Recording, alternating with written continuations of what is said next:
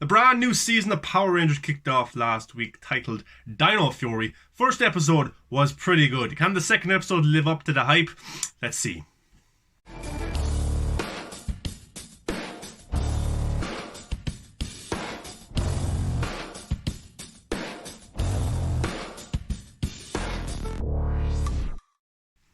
Hi guys, welcome back to the channel. So this is my review for Power Rangers Dino Fury Season 1, Episode 2, titled Spork Unleashed. Okay, so last week's episode was actually pretty good and I enjoyed it. I found myself really enjoying it because it just felt really fresh, really new, considering it had themes got to do with our real life, you know, social media and those kinds of things. But I actually thought the Power Ranger Masters, the introduction of those, showing the kind of origins of the Power Rangers coming to Earth, Zayto being the first Red Ranger, being the oldest, being the first Red Ranger, so that's pretty cool to see that kind of lore brought into it. And overall I thought the action was good. Everything like that was just an enjoyable episode. It got me really hyped for the rest of the season. It kind of brought me back to the Mighty Morphin days. It really did, and hopefully the rest of the season can bring that same kind of energy.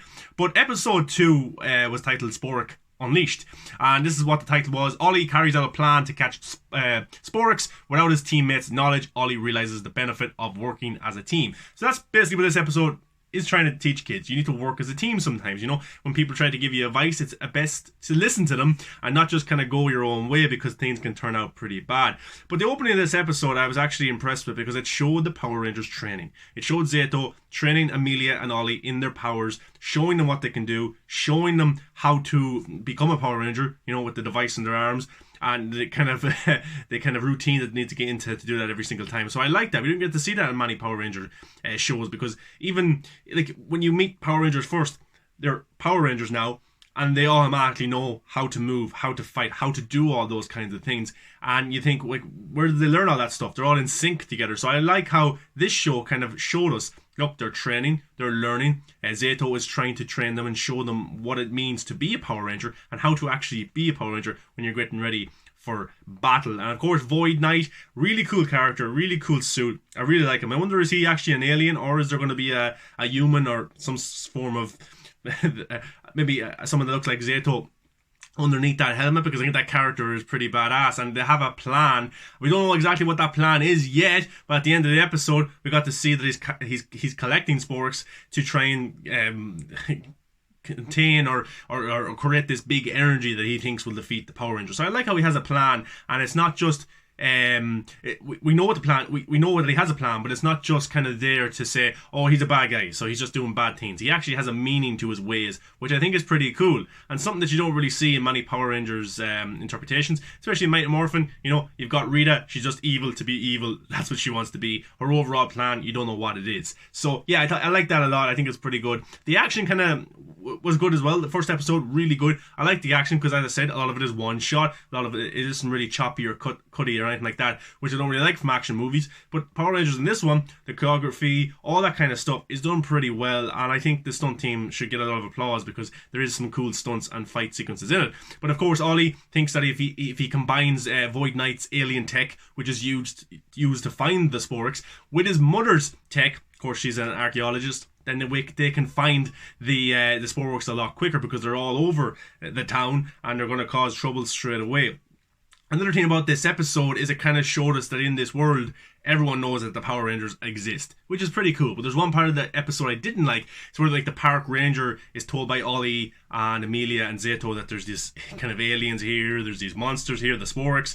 We need to do something more in the town. And the park ranger, even though that he knows Power Rangers exist, just completely ignored it and just went on. You know, he didn't really acknowledge it whatsoever. But even Ollie's mother, when she is kind of saved by the Power Rangers because Void Knight and his team are trying to use Ollie's mother to use the tech to try and find the Sporks, she knows Power Rangers exist because she goes, oh, it's the Power Rangers, you know. So I don't really like how the park ranger just completely ignored them when they talked about alien life form on Earth and causing trouble. So yeah, that was something that was kind of a little bit off. But Power Rangers do exist in this world, you know. There is other interpretations of Power Rangers, maybe from past seasons. They might end up in this season, so that'll be kind of interesting. There was kind of a new kind of villain brought into it as well. A spore kind of unleashed, it hatched, and it was called Mucus. The character was very annoying, a very annoying voice, but that's what the characters of those kind of villains are supposed to be. It wasn't really a scary villain, just annoying. You really annoying. And then the Rangers come, and of course we only have 3 Rangers now so far. We're still waiting for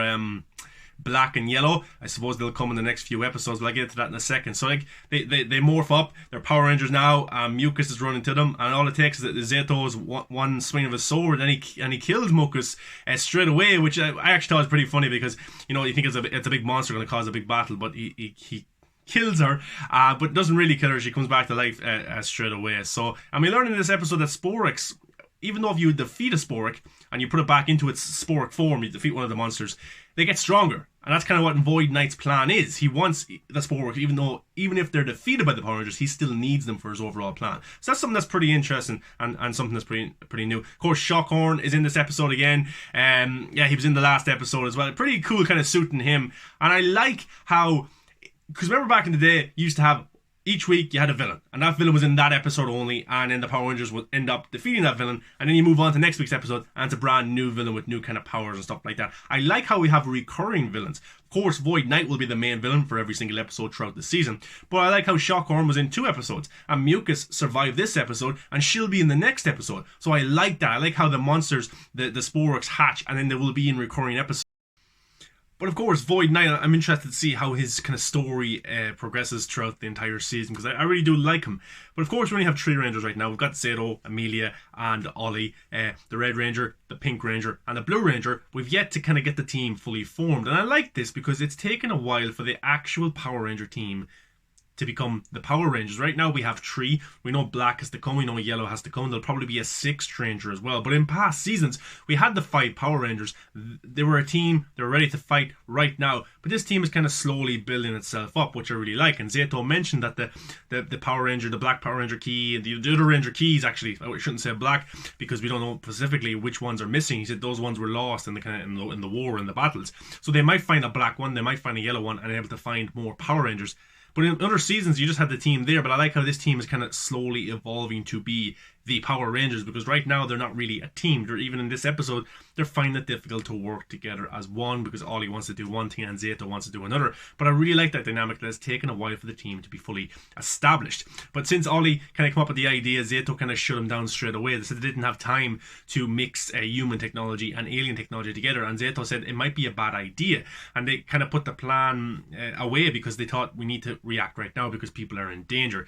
But Ollie meets his mother and says, look, I have this, you can do something with it. And he goes again kind of behind the back of the other Rangers to say, Mom, can you do this? Can you work on it? And of course she's working on it. She's trying to figure out how to make these 2 forms of technology work together. And Ollie gets called to work with the Power Rangers. Of course, Void Knight is in the background. He can see all this, so he comes up with a plan to kind of use Ollie's mother as someone who can create this device to find all the Sporix. So I thought that was pretty cool, him and Void Knight and Shockhorn.